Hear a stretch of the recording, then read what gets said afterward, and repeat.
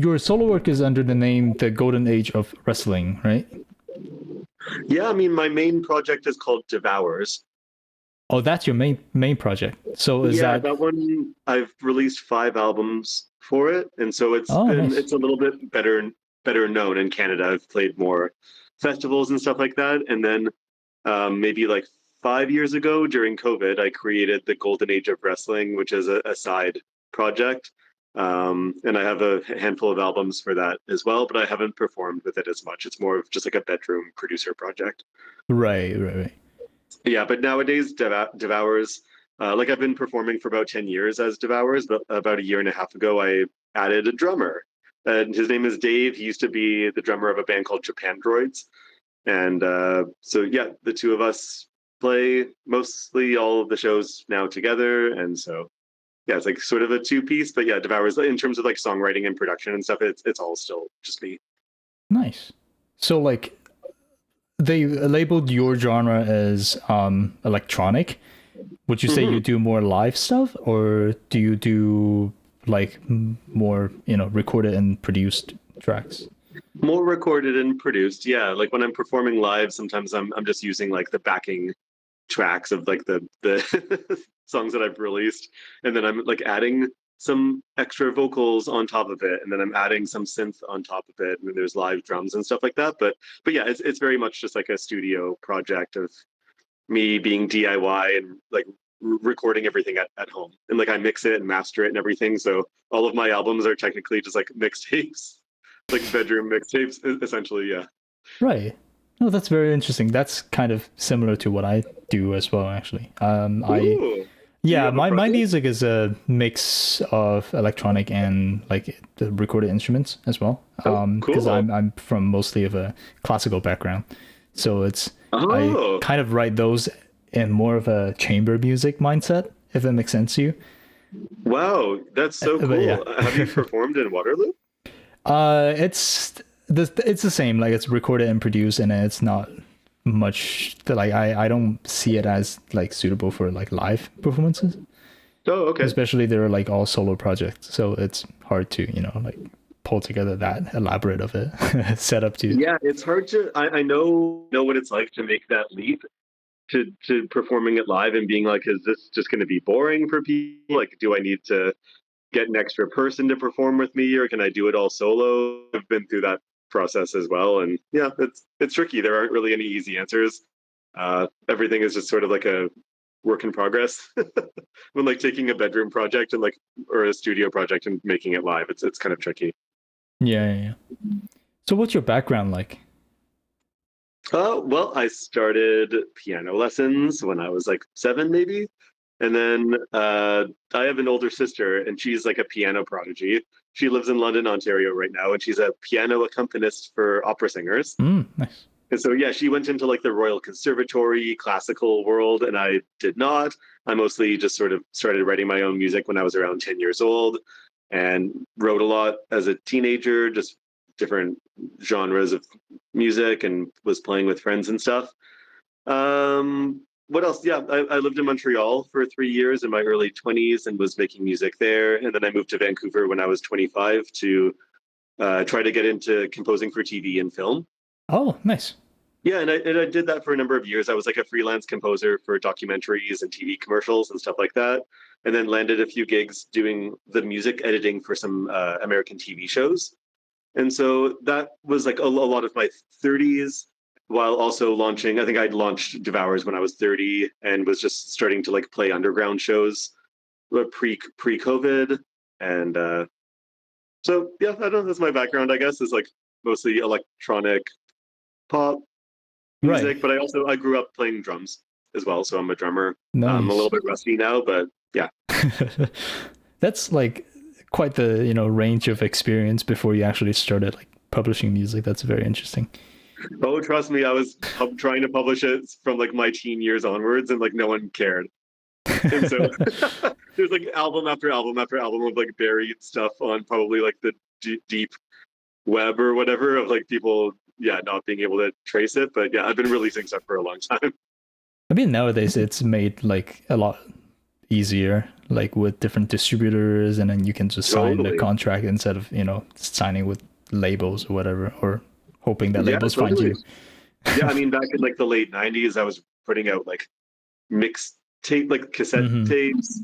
In the 2000s, I was trying to put out like CDRs, just like Yeah, yeah, physical CDs, like printing CDs. Yeah, so like over the years, it's kind of changed a bit. But yeah, I mean, it's interesting. Nowadays, it's easier than ever to put your music online, but it's also more competitive than ever because like everyone and their dog is a musician yeah. releasing stuff on Spotify and stuff. So yeah, it's harder to get noticed now, but it's easier to actually like upload stuff.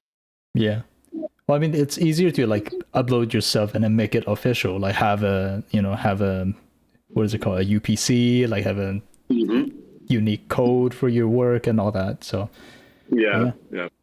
Do you have a, because I know some people are more specific about the genres, like, oh, I belong in this circle, not that circle. Like, would you have a opinion on, like, how to label your own music?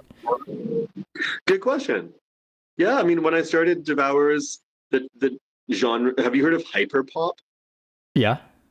Yeah, yeah. So like that genre was very early. Like it didn't have a name yet, and I didn't Right. really know what to call Devours. But there were definitely some like similarities to hyperpop. There's some hyperpop DNA in Devours, and I was calling it like space pop like 10 Right. years ago. Like it didn't have a name yet. I was like, this is Yeah. like explicitly queer. It's colorful. It's like like kind of adventurous, ambitious pop, synth pop music. I didn't know what to call it, and so for a handful of years, like that was like you know a buzzword, right, of hyperpop, and Yeah. I was like, I guess I'm hyperpop. I don't really know what to call this, and yeah, in the last handful of years, especially after adding a drummer, I've been sort of like flirting with dark wave and with just like traditional synth pop. A lot of the songs that I've written for Devours are like rock songs, but I'm not very good at the guitar.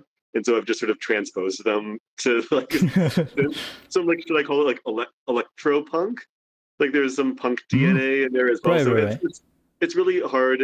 Our artists don't ever really want to like put themselves into a box as Yeah. well. Like sometimes, for a while there, hyper pop was cool, and now it's like passe. You know what I mean? It's such a weird Yeah. Oh thing no, when you're I when feel you're you around for a completely. long Yeah. time. But yeah, I know I just call it like synth pop. Sid. Yeah. It sounds so boring, but yeah, I'm like, I guess that's what it is. It's hard to like put yourself in a box for sure. Like we were just talking about how easy it is to release now, but then all the Yeah, all the sites I've used or all the distributors I've seen, like they have what, like 10 options, like a tiny drop down menu for yeah, what genre are you. I'm like, I don't know. yeah. Am I classical? Am I jazz? Am I blues? Am I electronic? Electronic itself is so broad. Right. It's so That's broad. why I Yeah, asked you the question, because electronic is like, it can be anything. It could be yeah. Electronic dubsteps, is it could be confusing, experimental. especially. Yeah, sorry to interrupt. Yeah, I think that when you're submitting things to Spotify and stuff like that, electronic is sort of assumed that maybe it's like instrumental electronic as opposed to like pop Hmm. oriented stuff. Yeah, so it's confusing doing that stuff. And yeah, nowadays with Spotify really taking over the industry, I feel like um it's like a platform that really kind of like tries to put people in those boxes for their own playlists. Yeah. It's all about Whereas the like algorithm, right? exactly, yeah. Whereas years ago, sort of in like the blog era, where that was more popular to sort of like have your music show up on written blogs and stuff, it felt like a time where it was more encouraged to like be unique and to like mix genres together to be creative and create something new. Whereas nowadays it's like, oh, my music doesn't sound goth enough for the goth playlist on Spotify. I need to make it more goth or something like that. So yeah, that's kind of how I feel. Yeah. Sometimes I say to my friends that like I still have the privilege of having that freedom, if you know what I mean, Mm-hmm. because I'm like nobody yet, and which means there's no expectation, and I can do whatever I want, and I call it whatever I want. Yeah, And then like when I like, that's the big if, but like, if I become big name or whatever someday, I would see that as more of a restriction, as in like I belong in this genre, and then I have fans' expectation to cater to. I have this and that. Yeah, yeah, well said. I mean, I think that like after a handful of years of trying to like, you know, make Devours a name and to like Hmm. I've worked with a label before for my second album with Devours, and I think that I was starting to get disillusioned because I was like, wait, so much of this is about like branding and commodifying this Mm, like product that I've made and turned into. And I think that's why I started the golden age of wrestling, was to have that feeling again that you just described, mm, of I being see. like, okay, there are no expectations, there's no fan service, there's no like trying to make a song that my friends liked from my last album. Like, yeah, there are so many weird pressures that come up. It's really hard to like hold on to artistic integrity when there are expectations. Yeah, especially Right. if you're working with a label and they're like, oh, we want you to get your numbers up, we want you to appeal to this demographic and stuff like that. And so yeah, there again, there are no easy answers, right? Like Yeah. it's nice to be off of everyone's radar, but also you kind of like want to be on some people's radars and Yeah, not of be course. like alone in your basement. Yeah. Hmm.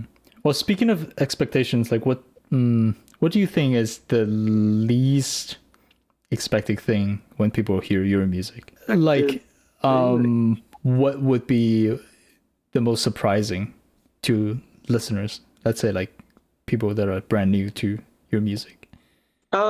Yeah, I think that from the very beginning of Devours, I kind of wanted it to appear like a style over substance project because like it is very aesthetic, right? Like I have these giant eyebrows and it's like a pseudo drag almost.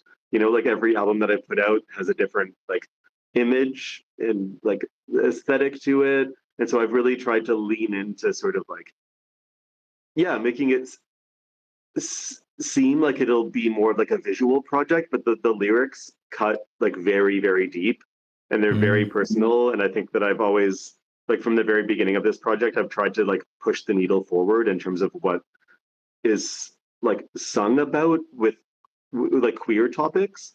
mm, You know what I mean? So yeah, because like when I was growing up, there was like George Michael and Elton John and people who were out gay artists, but their music was like very universal, and I felt like they weren't actually singing about like real queer topics. They were just I singing for see. straight people, Right. basically. And so I think that with my music, I'm like singing about bottoming and I'm singing about like body dysmorphia and like Right. sort of like the darker side of like what it's actually like to be like an inner city queer person in Canada. And so I think that that's like maybe what is surprising to people is that they think that it's just going to be like dance pop, like like superficial dance pop, but Hmm. the lyrics are a bit more like political and they're like a little bit more confrontational. And yeah, so that's maybe a surprise for people. Nice.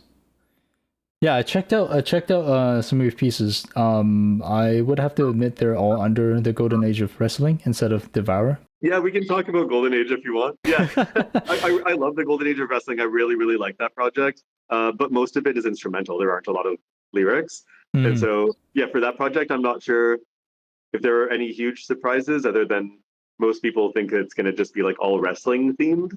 And it is not. It's just like a funny stage name. But yeah. Mm.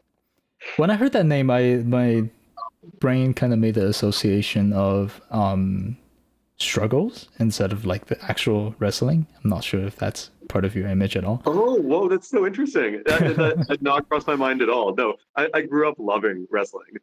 So I actually Oh, know what okay, it's yeah, like. I'm a huge fan of like professional wrestling, yeah. Right. and Nice. so I thought that it was just sort of like an interesting stage name. Every Hmm. album that I've had for that project is the name of a wrestling move.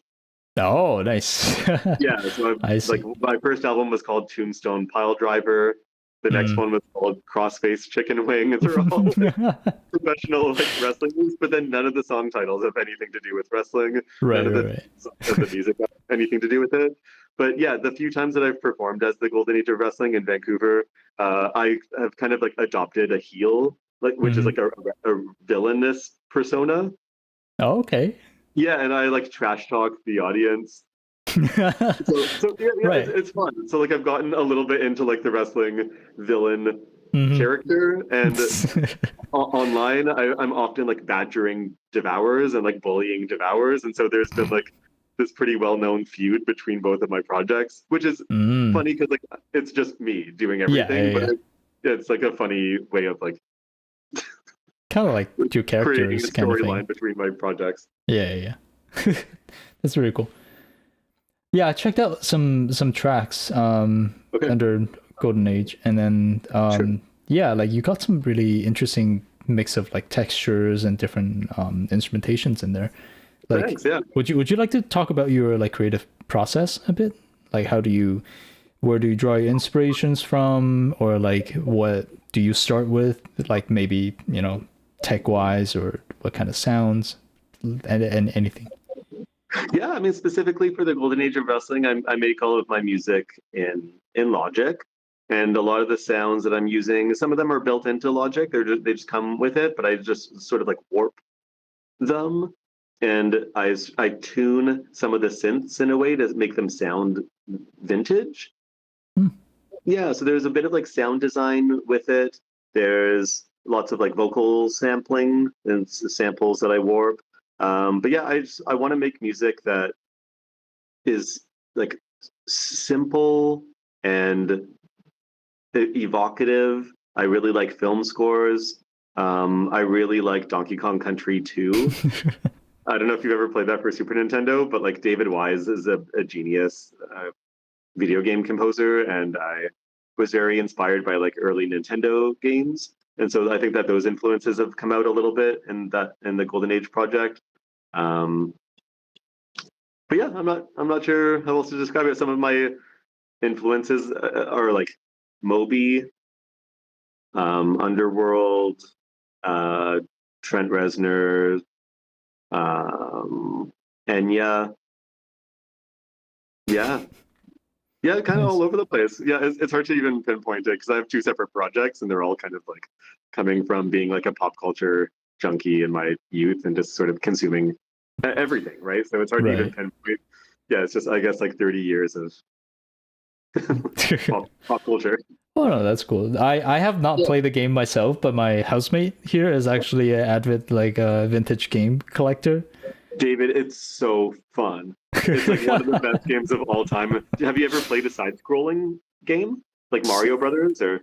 Not the classic ones. I do like I do like Metroids, and I have like Oh played yeah, different ones, the newer Metroids like Hollow Knight and like Nine Souls or whatever, like these newer ones. I have not really, you know, uh yeah, just haven't had much experience with the older, more classic games. yeah. It's all good. Honestly, like I was a gamer up until I was around 14 or so, and like with all of like the side-scrolling games like Mario Brothers and stuff like that. And then things got kind of complicated. I'm gonna sound like such an idiot saying this, but like the games got so complicated, and like there when it became sort of like 3D and Mm. with games like Zelda and stuff, I'm like, I don't know which direction to go in. Like the character, you see the Oh, character's back, and they're just wandering all over the place. And I'm like, this yeah. is so confusing. I miss the side-scrolling games where like there's one direction that you need to go in. Either left or right, right? Yeah, so Yeah. like I kind of gave up on gaming, but yeah, like the old Mm. school games, I love them. The soundtracks were really influential for me. Games like Bomberman or Mm. Rad Racer and things like that, like for like early Nintendo and Super Nintendo, were huge for me. Yeah, I feel like the music for older games, it's this same person, like my housemate, also did a like a research on older video game music. Older Oh, cool. video games, they are so inspiring in terms of like working with the limitations they had. Yeah, The absolutely. file size, the 8-bit, all that, and then like how much you can cram into a tiny card, Yeah, or like how much of it is MIDI even. And like yeah, all the it's Nintendo so games, they interesting. are MIDI, but they sound actually so good. And Yeah, it's like magic. yeah, for sure. Yeah, I agree. I wish that I had more to add. I've made some video game music for like some indie games over the years, but that's like an industry that's a bit tough to get into. Mm. I basically decided to like choose being a singer songwriter and performer and music editor rather than like really going down that path as a video game composer. I just didn't Mm. really have the opportunities that came up my way, but I really wish that I could get into that more because it's like it's interesting. It has advanced a lot, Mm-hmm. obviously, from like the 90s. Yeah, Video game soundtracks are incredible now, and they just sound like film scores. yeah. They're like so incredibly well made, and they sound great. But anyways, yeah. Yeah, yeah. And it kind of like loops back to the process thing we were talking about because like you mentioned you work in Pro Tools, was it? I've used Pro Tools in the past for editing and stuff, but I make all Oh, of you my said music Logic. Sorry, in sorry, Logic. sorry. Yeah, Right. yeah, And then yeah, like even with just the base, version of a software or any DAW really, like it comes with so many like stock plugins, stock synths, yeah, samples and all that. And it's do you ever get that feeling of like there's so much to choose from and it's disorienting that way? yeah. Yeah, absolutely. Yeah, it's crazy. The amount of stuff in these programs is so wild. I've also been learning Ableton. Have you ever tried Hmm. Ableton before? I have, and Okay, but then yeah. I was using something else for quite a while before trying Ableton. I was like, nah, I'll stick with the other thing. But Okay, yeah. I think I may prefer Logic a little bit more than Ableton, but yeah, Ableton's amazing. It has like a million sounds built into it. So yeah, it's really overwhelming. It feels like a kid in the candy store, being like, oh my God, there's so much here. And I think that that's actually been really challenging for both Devours and the Golden Age of Wrestling for me to come up with like a specific palette mm-hmm. so that it doesn't sound too broad or that it doesn't sound like I'm writing for 10 different projects. You know what I mean? But like to really come up with like, these are going to be the 4 synths that I use for the whole album, right? Because like so much of it is trying to come up with a distinctive sound for yourself, Yeah. as opposed to just using like one of the many sounds that everyone else uses with these programs. And so yeah, that's really challenging is like curating like a palette for yourself that you stick with. Kind of like create cohesion between like within your brand and then within an album even, Exactly. Yeah, yeah, right? yeah. Yeah, it's tricky. And do you mostly work from samples or do you like do any recording of your own or Yeah, well, I mean, there are some like so I have a synthesizer. It's a keyboard, a Yamaha that I've had since I was like since I was like 11 years old, maybe, and it's still the one that I use to perform with live. I just played a nice. Devours show yesterday, actually, and like played it live, and there are maybe like 2 out of 100 sounds on it built into the keyboard that are Mm-hmm. cool, and the other ones are like absolutely terrible and have aged really badly. But so yeah, there are a few that I still use from that. Um, and then otherwise, yeah, it's just sounds. Sometimes like I sing and then turn my vocals into an instrument. Oh, like Or manipulated in different yeah, yeah, ways. yeah. Yeah, so I like some see. of it is real samples, some of it's from my original keyboard, some of it is just like built in like samples from Logic and stuff like that. So yeah, it's a bit of a mix of everything. Oh, that's very cool. Yeah, I flagged a few tracks when I was listening to them last night. Okay. Friendship Cove was cool, really interesting. The different timbres, with the blend of timbres with the vocal and the lead and the pads. It was really a very nice Thank you. just I like that one. texture Yeah, overall. that's Yeah. yeah, Friendship Cove was a really, really cool like DIY music venue in Montreal in the late Mm. 2000s. And I used to go there to see shows. And so yeah, that song I kind of wanted to like conjure up a feeling of like nostalgia and warmth. And for that was like a special time in my life. And Well, you said yeah, it's a name of a venue. yeah, yeah, in a Oh, I see. neighborhood in yeah. So it doesn't exist anymore. It just Mm. existed for maybe like 5 years or so when I was living there in Montreal, and it Right. was a really cool sort of launching pad for lots of musicians. Mm. Uh, but yeah, so that there's that one. I'm trying to think of anything to like say about it sonically. I like it. I think I made that one like 2 years ago, so it's Two like a years little ago. bit. Right. Yeah. And I also flagged another one called Stanley Park Ravers. Is that also linked to an actual place, memory, or Yeah, yeah. Have you been to Stanley Park before? It's a huge park in Vancouver. no?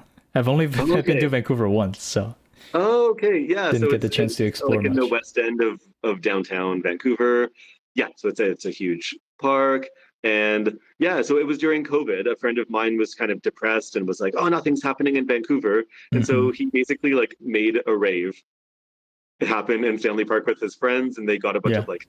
of like neon light fixtures, and it was just it was very playful. It wasn't like a massive rave or anything, but there was just something about the spirit of that I really Hmm. love, like the DIY spirit of being in a place, maybe even like Waterloo, where it's like, oh, the place is closed late in the evening, and this isn't that like exciting a place, but like everywhere is just sort of a blank canvas for artists to create something cool with. Instead of blaming the city, I really liked Hmm. that idea of just like creating something with your friends, and Be instead the of scene, relying. right? Be the scene yourself. Yeah, exactly. Yeah, Yeah. like I really am inspired by that, and Hmm. uh, and so yeah, that song is one of the longest songs on the new album. The new album is called Sweet Chin Music. I don't know if you've heard of that wrestling move. No, not really. Okay, you can YouTube it after this. Yeah, yeah. Basically, a wrestler from the '90s named Shawn Michaels just like kicks people in the head, and that's his final move. What is it called again? Let me note it down. Sweet. It's called Sweet Chin Music. Sweet. Okay. Yeah. But anyways, yeah, so that song I like it quite a bit. It's like 6 minutes long, so I really wanted to have it be kind of like progressive, I guess. Like it doesn't really have a chorus, it just very slowly but surely loops on top of itself, and halfway through there's a little bit of like a drum beat that comes in, and yeah, I just wanted it to be kind of cinematic and sort of evocative of like, yeah, like a long summer night Yeah, because in I was taking some notes when I was listening through some of the tracks, and then this one I wrote down the sequencers were really because you pan them slightly, so it's kind of Oh like yeah. a brain tickler kind of thing. And Oh then yeah, cool. overall, I did notice the arc or the a sense of storytelling in the whole piece. Great. So Thank you. Wow. it makes sense what you told me about the whole story about the park, and then your friend trying to like bring life to it essentially. That's really Yeah. Thank you. Yeah, I wrote this album quite a while ago, and I've been working on new Devours stuff. And so even for me, I'm like, what was that song again? Oh, But yeah, that's I really put this cool. album out back in February, and like it hasn't done a ton, like because I haven't managed to perform it very much. I put on a release show in Vancouver, which was really fun. But Mm. yeah, Devours tends to sort of overshadow the golden age of wrestling, and so that's mostly where my head is at. But yeah, I really really like this golden age album, the one that Nice. you listened to. I really liked it. Hopefully, a few people listen to it. Yeah. Wait, so how many albums do you have under the name of under like Golden Age?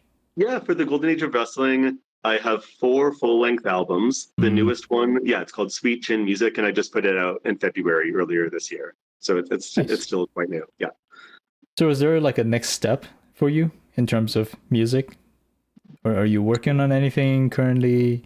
Good question. I Life is hard in Vancouver. I've been around for a while now, and it's a really really hard city for musicians. Mm. So yeah, I mean like even the most successful musicians in Vancouver are like part-time lawyers and teachers and stuff. Like it's an expensive city. It's really hard to survive here. Yeah. And so yeah, like in the last handful of years, I've been transitioning out of working in the arts, and I am now currently a career counselor. Nice. Yeah, so I've been doing this for half a year. I'm losing my job right now, and I'm trying to find another contract. So yeah, so much of like my life, it's hard to even talk about being an artist because I'm just like, well, I'm doing things to survive and pay the bills Hmm. while also gigging a ton. Like I do actually perform in Vancouver a lot, but it's hard to pay the bills. So yeah, life is always just like trying to find the balance of like having a side job that pays and then also doing music and playing festivals on weekends and stuff like that. Yeah. But yeah, for Devours, the next album is almost done. I'll put it out next year. With the Golden Age, I'm gonna play Vancouver Fringe Fest for that project. So that's cool because like I don't find as many opportunities to perform it live, like as Golden Age of Wrestling. And so yeah, and then this summer I'm continuing to do perform with Devours. And so yeah, if you're curious about Golden Age of Wrestling, the project, I really like the new one that I just put out. I've had writer's block for the Golden Age for a while now because I'm like, maybe this new album is like it. Maybe it's the one where I'm just like, I'm really proud of it. I don't know where else to go from here. So maybe the next project will be a bit different sounding. But yeah, I'm honestly like mostly focusing on Devours right now. Is there any like particular theme you're focusing on with the new project that you're working on? Or I don't know. All of my themes are kind of about like depression, anxiety, trying to like be happy, trying to survive in Vancouver. yeah. They're about like dating and love and nostalgia and yeah, stuff like that. I feel like all of my albums are kind of the same. Well, I mean, it's good to have cohesion that way too, right? And it's real. It's what people connect to. Yeah, I mean, they're all just kind of like time capsules in my life. Mm-hmm. A lot of the themes are just like about a certain thing that's on my mind right now or things like that. Yeah, so they don't necessarily have like really, really specific themes. Like that one album is only about Trump or something like that. They're just all sort of like snapshots of what's happening in my life every 2 or 3 years. Yeah, that makes perfect sense. Yeah. That's cool. I guess we're slightly past half an hour, and I'll probably just take the recording and edit it down to 28. But yeah. Yeah, thanks for chatting with me. This is fun. Yeah, it was really nice to meet you, and best of luck with everything with your work and music, and yeah. Thank you. Yeah, keep in touch. Bye. Yeah, see ya. See ya.